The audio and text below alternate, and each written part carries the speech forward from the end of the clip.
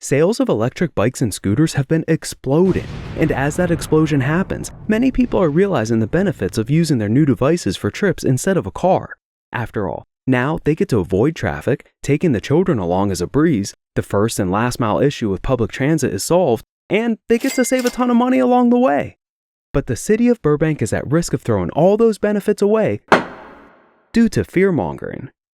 See, in 2024, then council member, now mayor Nikki Perez, requested a first step report on e-bike usage in Burbank.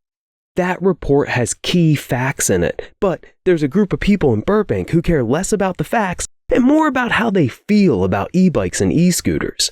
In fact, they've already asked if there's any way to get anecdotal experiences included in this official report. The report, or could the report, include anecdotal information from the community on the impact that the community has experienced related to that? Luckily, city staff wisely told them that a report would not be the right place for that, but they did still encourage them to make public comments.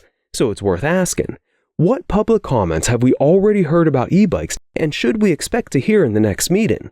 Here's what I found. Stereotyping of e-bike users. We've got roving gangs of children, small children, riding e-bikes, pulling wheelies all over Burbank. Implications that e-bikes shouldn't be on sidewalks. I don't even know if this was an e-bike, but I was walking around the corner to Glen Oaks and was almost hit by somebody who didn't even come to my waist. Pushes to not allow e-bikes on the Chandler bike path. Wonder if you can include in a report the use of e-bikes on the Chandler bikeway. Okay. And fear-mongering about e-bike crashes killing people while we completely ignore how many pedestrians are killed by cars every year. And I'm getting nervous because just last week in the city of Los Angeles, an unfortunate older man was hit by an e-scooter and died. Look, I'm not trying to say that our current e-bike and e-scooter policy is perfect, but I'm noticing a disturbing trend here.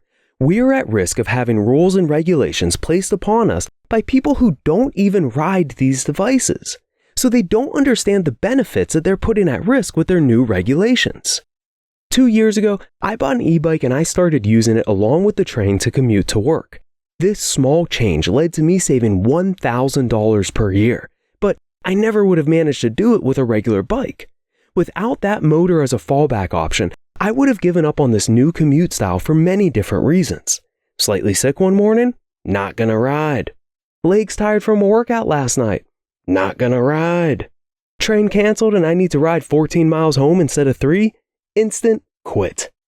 But no one is talking about those benefits in these meetings. Do I ride my bike on the sidewalk sometimes? Yes, I do. But I only do it in sections of the street like this, where my bike lane is taken away and I'm thrust into traffic with cars where I don't feel safe. Build me some proper bike infrastructure here and I'll stop riding on the sidewalk. Why do you see kids riding their e-bikes on Chandler Bike Path? Because it's one of the only places in our whole city where people actually feel safe from cars. Create more paths that make us feel this safe in other places and many of these riders will disappear. But yes, I will admit, I sometimes see people riding in a manner that isn't safe for other cyclists or pedestrians who are using that same path. So let's have a real discussion on how to handle that issue, rather than tossing around outright bans. If you want to help with that discussion, then please start by clicking the link in the comment below.